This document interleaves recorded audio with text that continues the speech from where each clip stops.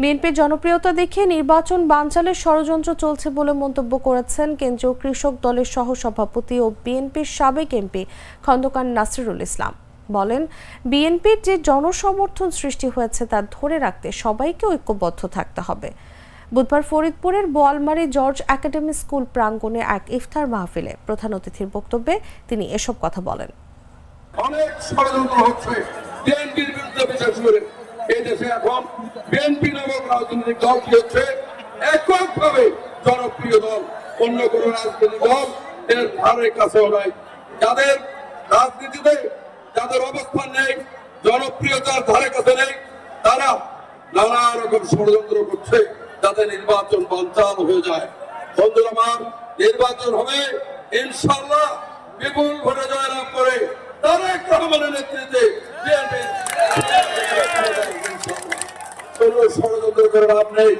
আজকে বিএনপির পক্ষে যে জনসমর্থন সৃষ্টি হয়েছে, এই জনসমর্থনকে আমাদের ধরে রাখতে হবে। সকল প্রকার নেতা কর্মী সমর্থক ভাইদেরকে আমি বলবো, কোন রকম বিশৃঙ্খল কাজ করা যাবে না।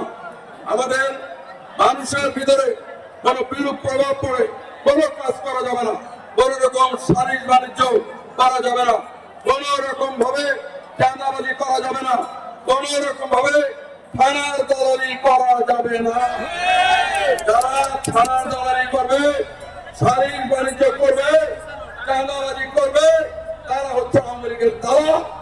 এই আওয়ামী লীগের দালাল বিভিন্ন কায়দায় বিভিন্ন লেবাসে বিএনপির মতো ঢুকে পড়েছে। এদেরকে বিতাড়িত করতে হবে।